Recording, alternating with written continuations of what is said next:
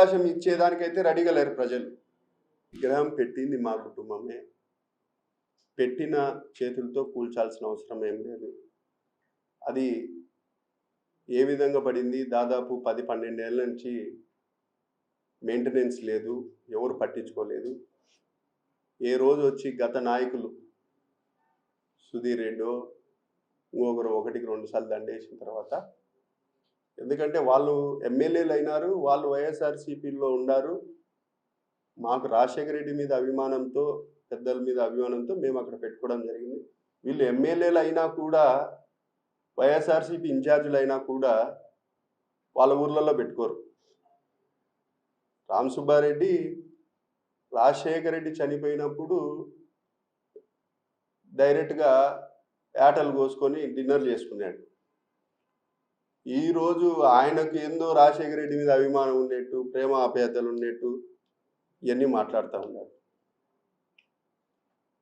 కాబట్టి ఒక సైడు పెట్టిన చేతులతో కూల్చాల్సిన అవసరం మాకు లేదు.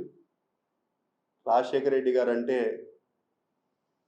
మాకు ప్రత్యేకమైన అభిమానం ఉంది. కాబట్టి ఆ పరిస్థితి అది ఏ విధంగా పడింది, మెయింటెనెన్స్ లేకనా గాలికి పడిందా అనేది మేము కూడా పోలీసు వాళ్ళను అడుగుతున్నాం. ఒకసారి ఎంక్వైరీ చేసి చూడమని కూడా ఈ సందర్భంగా తెలియజేస్తాం. మరీ ఇంత చిన్న వయసులో ఇంత డ్రామాలు వేయడం కరెక్ట్ కాదు.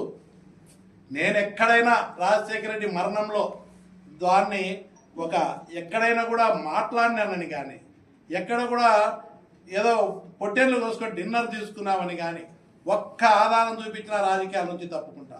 ఆ రోజు ఖచ్చితంగా నేనే కాదు, మా కుటుంబ సభ్యులు కూడా బాధపడినారు.